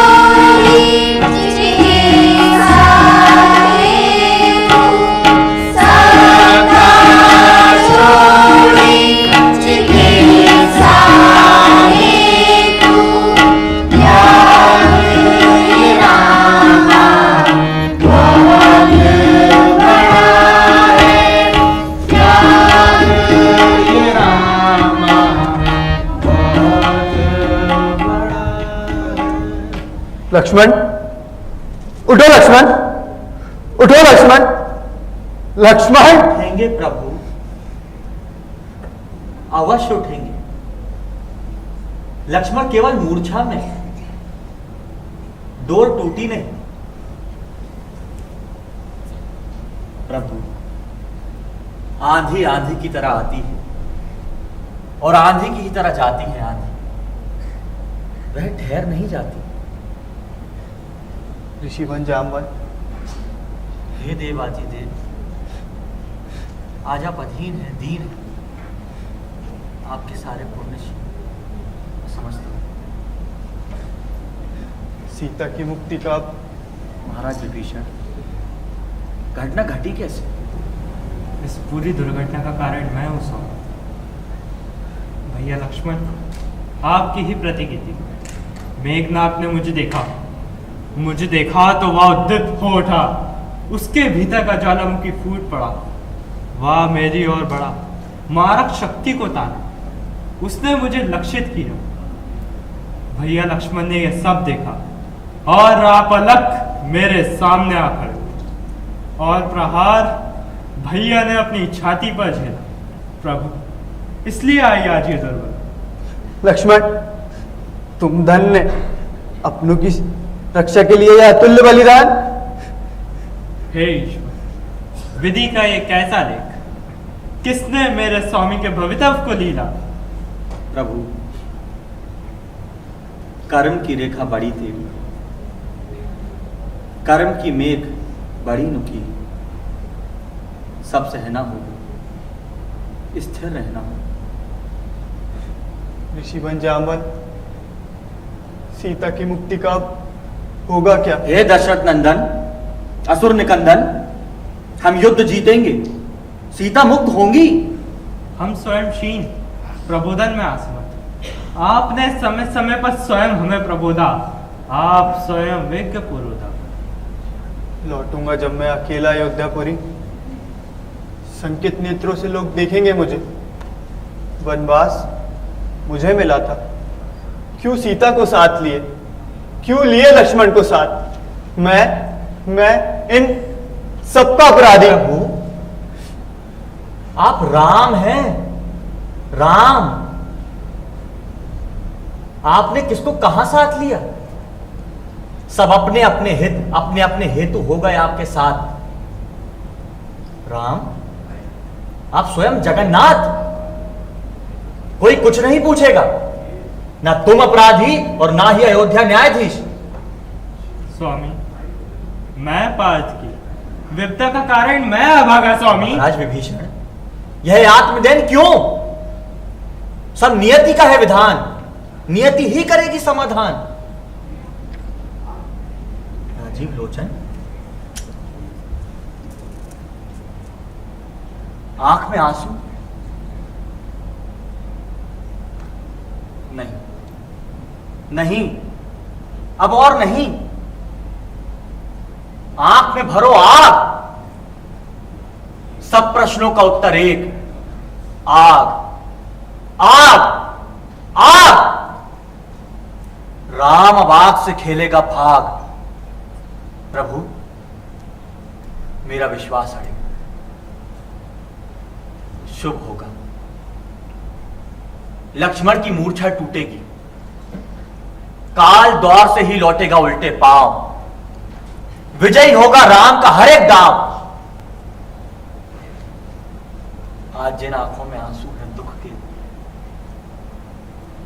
कल इन्हीं आंखों में आंसू होंगे सुख के। प्रभु, महाबली हनुमान के साथ एक तेजस्वी आचार्य आए हैं। उन्हें शीघ्र अंदर ले आओ। जो आ गया। रुको, पहले उनके चरण पखारो, फिर उन्हें अंदर ले आओ। जो आ गया। देखा प्रभु? प्रभु प्रणाम। ये है आयुर्वेदाचार्य आचार्य सुशील। रघुकुल गौरव, दशरथ नंदन, कौशल्य सुत, कौशल निवासी, लंका प्रवासी सुशील का प्रणाम स्वीकार करें महाराज। कौशल निवासी, लंका प्रवासी, आचार्य, आपके परिचय का एक नया आया। हाँ प्रभु। ऋषिवन जामवन जी के प्रस्ताव पर हमने आपको बुलाया। आप आए, आपका स्वागत है। हमें ज्ञात है कि आप हमारे शत्रु लंकेश रावण के राजवैद्य हैं। प्रभु, राजवैद्य से पहले मैं एक वैद्य। आचार्य, मैं अपने अनुज लक्ष्मण को चिकित्सा हेतु आपको सौंपता हूँ। धर्मानुसार आपको जो उचित लगे आप वह कीजिए, आपकी आत्मा जो कहे आप वह कीजिए। प्रभु, मैं अपने सब पूर्वाग्रह, सारे अलंकरण, राजपद लंका में ही छोड़ आया हूं। मैं तो केवल लक्ष्मण जी की सेवा का भाव लेकर उपस्थित हुआ प्रभु। वाह! हाँ प्रभु, मैं एक चिकित्सक हूँ। चिकित्सक मेरा कर्म, आरोग्य देव के हाथ। अगर आप आज्ञा दें तो उपचार प्रारंभ। अवश्य आयुर्वेदाचार्य।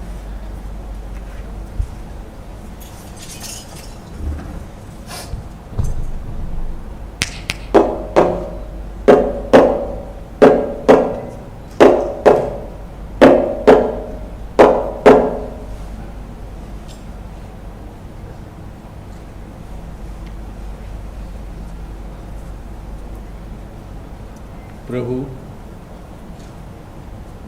बड़ा ही कठिन समय है, बड़ा ही कठिन समय है। सांस चल रही है थम थम, सम विषम में झूल रहे लक्ष्मण। हाँ प्रभु, सम विषम में झूल रहे। तक्षण करना होगा कोई उपाय, तक्षण करना होगा कोई उपाय। मृत संजीवनी बूटी। मृत संजीवनी? हाँ, मृत संजीवनी बूटी। आचार्य, उपलब्धि का सूत्र? हिमालय के सुदूर दीर्घ पर्वत पर द्रोणांचल, द्रोणांचल में औषधियों वनस्पतियों का अक्षय भंडार। प्रभु, सूर्य उदय से पहले मृत संजीवनी सुलभ हो तो जीवन अन्यथा। अन्यथा क्या? कुछ प्रश्न निरंतर होते हैं बंधु। हाँ अच्छा, प्रभु। इतनी कम अवधि, इतनी दूर द्रोणाचल, यह सब एक चुनौती। प्रभु, खेती को पानी, रोगी को औषधि समय पर मिले तो लाभ। प्रभु, सेवक किस लिए प्रभु? स्वामी, हनुमान संकट मोचक है। सब प्रश्नों का उत्तर एक, हनुमान की अपनी टेक है। राम काज मेरा अलहात, कैसी चिंता, कैसा अवसाद। आज्ञा प्रभु। सुनो वीर हनुमान, 3 सूत्र याद रखना, 3 सूत्र। पहले वन देवी की आराधना कर। दूसरा सूत्र, संजीवनी लेने से पहले संजीवनी की वंदना कर। तीसरा सूत्र, संजीवनी समूल हो। और ध्यान रखे, याद रखे, गांठ मार लो, खेती को पानी, रोगी को औषधि समय पर मिले तो लाभ। आचार्य, आपके निर्देशों का निष्ठा से होगा पालन।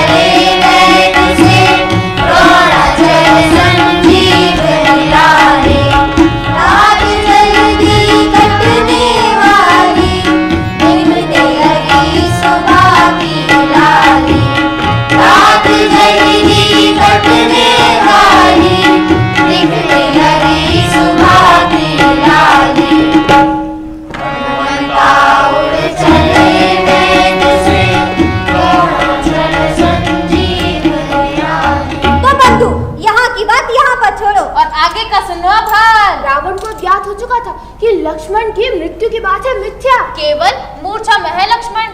ये सुनकर शंका से भर गया रावण। और गुप्तचरों ने दी सूचना कि हनुमान सुषेण को ले उड़ा। कहाँ? लंका से श्री राम के शिविर में। और ये भी मिली सूचना, राजवैद छोड़ गए अपना अलंकरण। ये सुनकर रावण क्रोध से आग बबूला हो गए। वैसे बंधु, क्रोध का रंग कैसा होता है? बंधु लाल। और क्रोध की क्या पहचान? क्रोध का केवल मुख होता है। अच्छा, ना होती आँख, ना होते हैं कान। ओ, इसीलिए रावण का चेहरा लाल हो उठा। और अपने मामा कालनेमी के पास पहुंचा तत्काल। क्या बोला कालनेमी से? कहा, मामा रचो कोई विशाल माया, हनुमान को लक्ष्य साधने से रोको, रोको मामा। फिर कालनेमी ने रावण को बहुत समझाया। कहा कि राम से दिल मत ठानो, सीता को कर दो मुक्त, इसी में बस तुम्हारा कल्याण। फिर रावण ने मामा की बात नहीं मानी, उसकी बुद्धि हो गई थी कहानी। उसने चिल्लाते हुए कहा, जो कहता हूँ मानो, वरना अपना वध निश्चित जानो। अच्छा, फिर कालनेमी मायावी था। उसने द्रोण क्षेत्र के मार्ग पर एक सुंदर उद्यान रचा, एक सुंदर मंदिर रचा, एक सुंदर ताल रचा और खुद बन गया महामुनि। महामुनि? हाँ। फिर कपट मुनि बन गया मंदिर का अधिपति, मंदिर के मंडप पर आसन। हनुमान को लगी प्यास, देखा विशाल ताल हनुमान ने, मंदिर पहुँचे, हो गए आश्वस्त। आश्रम में प्रवेश, मुनि से जल की इच्छा की प्रकट। मुनि ने कमंडल दिया और कहा, जाओ ताल से जल पी लो, ताल का जल बहुत शीतल, बहुत मीठा। फिर क्या हुआ? क्या हनुमान ने जल पिया? हाँ, हनुमान ताल पर पहुँचे, ताल में उतरे। अच्छा। एक मगरी उनकी ओर बढ़ी, भीतर ही भीतर। फिर हनुमान अपने मन में मगरी ने हनुमान की पूछ पूछी। फिर हनुमान सचेत हुए, मगरी को देख हनुमान सचेत हुए और मगरी का कर दिया आनंद। फिर मगरी ताल के तल से ऊपर उभरी अब एक सुंदर रमणी थी। फिर क्या हुआ? फिर वो बोली, स्वामी में स्वर्ग की अभिशप्त अप्सरा, धन्यमाला, अब मैं शाप मुक्त, आपका बहुत बहुत आभार। फिर उसने जाते जाते हनुमान को चिताया। वो मुनि के वेश में, कपट मुनि कालनेमी, रावण का मामा, उससे रहना सावधान, नहीं तो निश्चय रचेगा कोई ना कोई व्यवधान। हनुमान मंदिर पहुंचे और प्रणाम का किया अभिनय। ओ, अभिनय। फिर मुनि ने कहा, बस चिंता मत करो, लक्ष्मण की मूर्छा गई टूट, तत्काल राम शिविर लौटो। तभी हनुमान को ध्यान आई सुषेण की बात, खेती को पानी, रोगी को औषधि, समय पर मिले तो लाभ। फिर हनुमान कपट मुनि कालनेमी के हरने लगे प्राण। तो कालनेमी बोला, प्रभु हो गए त्राण, रावण क्या तुझसे मरने से अच्छा, तो किसी रामदूत क्या तो मरना। तो बोला सियापति रामचंद्र की जय। हनुमान उड़ चले वेग से, पहुँचे देवभूमि द्रोण क्षेत्र में, और वन देवी का किया आवाहन। वन देवी की वंदना में वाचन किया एक श्लोक। संपत्ति संरक्षित काम देवी प्रणाम्य। वनस्पति की संरक्षिका मैं आपको प्रणाम करता हूँ। काम देवी प्रणाम्य। मूर्छितो रामानुज वाञ्छते संजीवनम्। राम के अंश लक्ष्मण मूर्छित हैं, इसीलिए संजीवनी औषधि वांछित है। मैं आपको दृढ़ता पूर्वक वचन देता हूँ कि औषधि का दुरुपयोग नहीं होगा। हे महामाया, मुझे औषधि लेने की अनुमति प्रदान करें, बिना अनुमति में औषधि नहीं लूंगा। हनुमान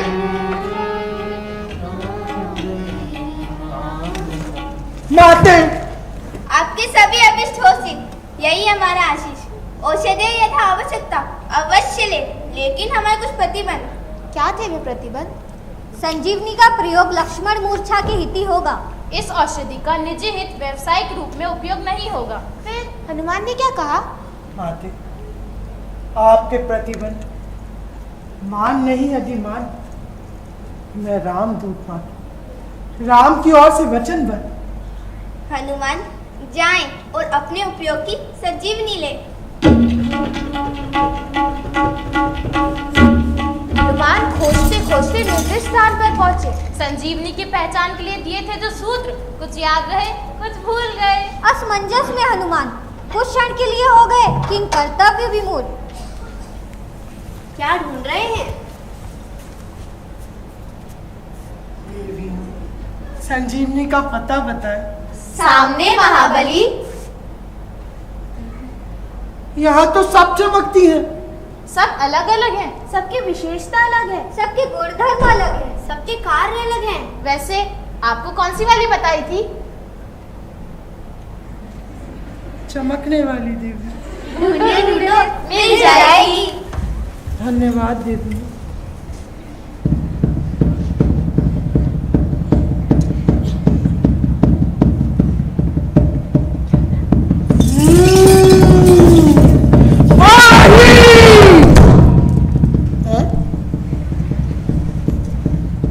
वो ज्यादा चमकती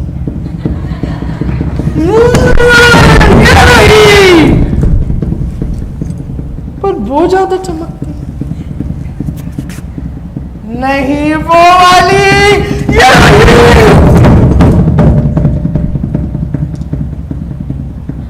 ये भी चमकती, वो भी, ये सब चमकती है।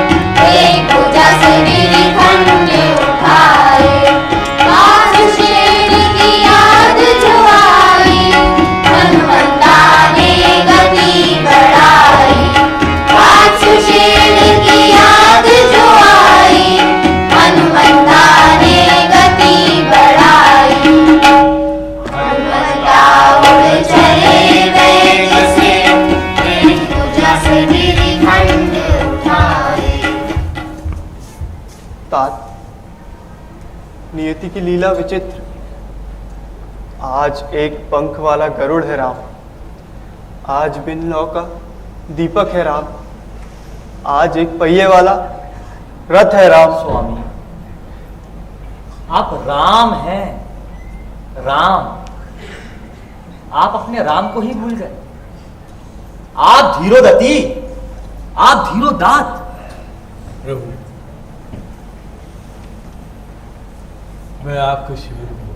आपने साक्षी भाव से, मैं आपके शिविर में हूं।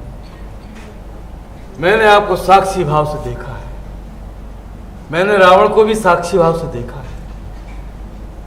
हाँ प्रभु, अब मैं आपको देख रहा हूं। प्रभु, रावण को चाहिए दास, तो राम को चाहिए सहयोग। एक वनवासी के पास इतने सारे सहयोगी, इतने सारे लोग कहां से आके जुड़ गए? इस प्रश्न का उत्तर, इस प्रश्न का उत्तर जामवंत जी बहुत साफ है, क्लियर है, बिल्कुल साफ। सुनो प्रभु, राम परस्परता का ऐसा अद्भुत समीकरण। हाँ, राम के पास परस्परता का ऐसा अद्भुत समीकरण और आत्मीय भाव, आत्मीय भाव मैंने अन्यत्र कहीं नहीं देखा। हाँ प्रभु, मेरे दीर्घ अनुभव का यही एक लेखा। राम की पहचान साकार, रावण की पहचान साकार अहंकार। मंगल रचे करे सदा मंगल वर्ष, इसी में निहित है हमारे मनुष्य होने की सार्थक। मुझे रावण से नहीं कोई बैर, मेरे बस सीमित लक्ष्य।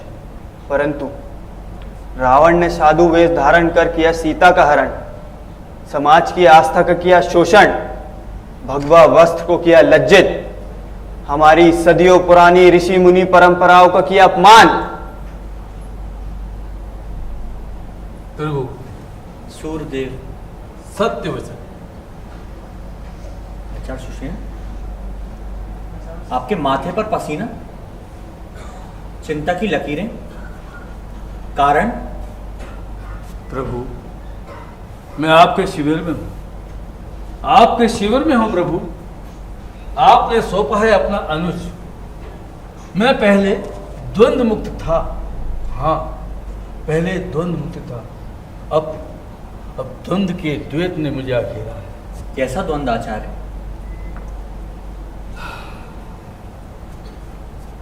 लक्ष्मण जी की शिथिलता बढ़ती जा रही है, रात गहराती जा रही है और हनुमान अभी तक नहीं आए। एक कारक और भी है प्रभु, अगर औषधि आई, हाँ, उस औषधि से लक्ष्मण जी स्वस्थ नहीं हुए तो क्या? तो प्रभु, मैंने औषधि देने में चूक की। अंततः सुषेण रावण का हितेश से निकला। लोगों का होगा संदेह, वंचना का दोष मुझ पर। हे प्रभु, ना मैं रावण का रहा ना राम का रहा। आचार्य, राम जिस पर निष्ठा रखता है उस पर कभी संदेह नहीं करता। मुझे पूरा विश्वास है आचार्य सुषेण पर, मुझे पूरा विश्वास है आयुर्वेद पर, मुझे पूरा विश्वास है संजीवनी बूटी पर, मुझे पूरा विश्वास है अपने धर्म पर। इसीलिए आपके लिए मैं सूर्यदेव से अनुरोध करता हूं कि हे सूर्यदेव, अगर आपके रथ की गति कुछ कम हो तो मेरा विषम सम हो। स्वामी, ये प्रणाम कैसा? मैं आपके प्रणाम का नहीं अधिकारी, मैं सूर्य हूं प्रभु। मेरा उदित होना या अस्त होना सब निश्चित है प्रभु, सब निश्चित। मैं आपके रचे व्याकरण में बंधा हूं स्वामी, मुझे क्षमा करे प्रभु, क्षमा करे। पटाक्षेप आपके पक्ष में होगा, हनुमान औषधि ले आते ही होंगे। प्रभु, मारुति नंदन आए हैं। उन्हें शीघ्र अंदर ले आओ। आज्ञा। वह साथ औषधि भी लाए हैं। पता नहीं, पर एक पर्वत अवश्य लाए हैं। पर्वत? हनुमान। प्रभु प्रणाम। सेवक रात रहते आपकी सेवा में औषधियों के साथ उपस्थित आचार्य।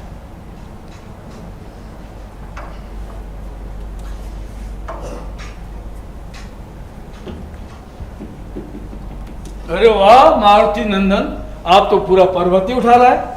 आचार्य, आपने जो पहचान बताई कुछ याद रही, कुछ गया भूल। झूला कुछ समय संशय में, सोचा गिरिखंड ही ले चलो। आपने जो कुछ भी किया उचित ही किया। प्रभु, अब लक्ष्मण जल्द ही स्वस्थ हो जाएंगे। हे मातृरूपेण संजीवनी, मैं अपने रोगी महात्मा लक्ष्मण को औषधि प्रदान करता हूं। हे महाभाग, अब लाज आपके हाथ।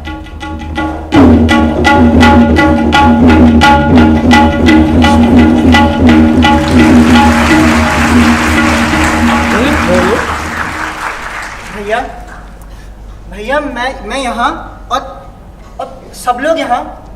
भैया मेरा धनुष का है, भैया मेरा तुनीर का है। शांत लक्ष्मण, शांत। तुम्हारे सभी प्रश्नों के उत्तर मिल जाएंगे। भैया कुछ तो बताइए। बस इतना जान लो लक्ष्मण, युद्ध के बाद से तुम मूर्छा में थे। लक्ष्मण, इनसे मिलो। ये है आयुर्वेदाचार्य सुषेण। इन्हीं के उपचार से तुम्हारी मूर्छा टूटी है। भैया लक्ष्मण, ये रावण के वैद्य थे, लंका के राज वैद्य। हमारे अनुरोध पर ये यहाँ आए। हे आचार्य, मुझे नहीं विदित मैं आपको कैसे संबोधित करूं। आपने मेरे प्राण बचाए, मेरा अस्तित्व आपने मुझे वापस लौटाया। मैं तो निमित्त मात्र हूं, श्रेय राम का पुण्य। नहीं आज एक प्रतिभा आयुध बनाती और एक प्रतिभा विश्व कल्याण। जो हमारे वैद्य ना कर सके वो आपने करके बताया है। हाँ आचार्य, सही कहते हैं विभीषण। ये सब विधि का विधान, विधि की कृपा। आचार्य सुषेण, आपका पुण्य भी है और श्रेय भी है। आज से पहले आप राजवैद्य के नाम से जाने जाते थे और आज के बाद मैं राम स्वयं आपको वचन देता हूं कि आप वैद्यराज के नाम से जाने जाएंगे। वैद्यराज सुषेण की जय! वैद्यराज सुषेण की जय! वैद्यराज सुषेण की जय! वैद्यराज सुषेण की जय! अगर जय है तो धरती माता की, जिससे उपस्थित है वनस्पतियां, औषधियां और अन्न। अगर जय है तो हनुमान की, अगर जय है वनस्पतियों की, अगर जय है तो आयुर्वेद की।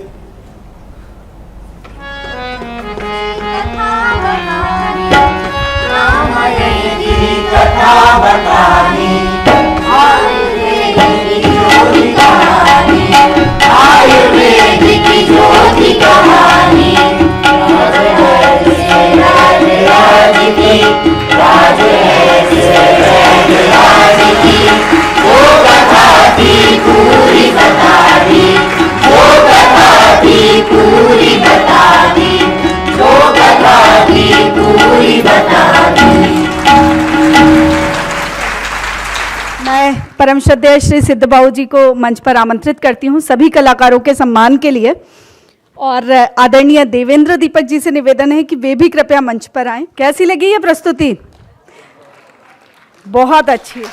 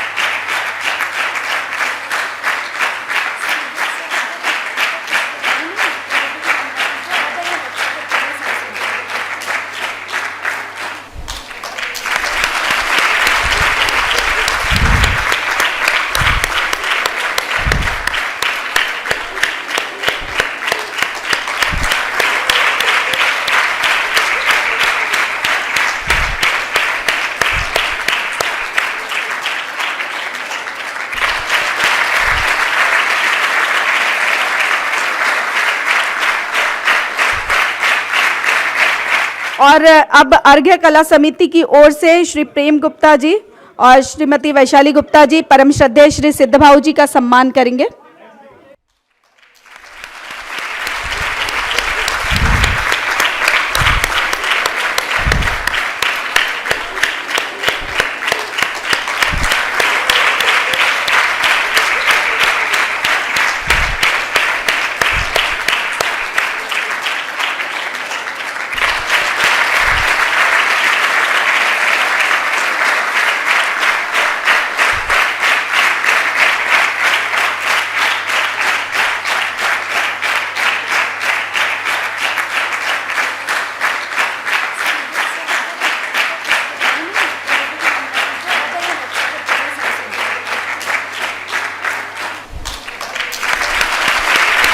हम वंदे मातरम गान के साथ आज के इस कार्यक्रम का समापन करेंगे।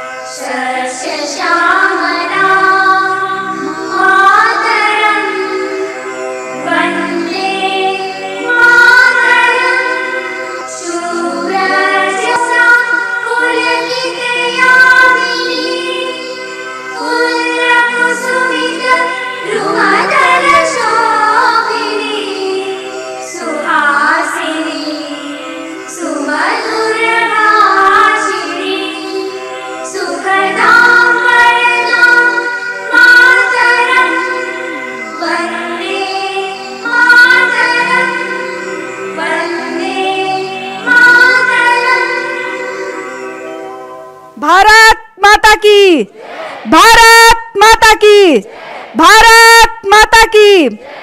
जय हिंद, वंदे मातरम, नमस्कार।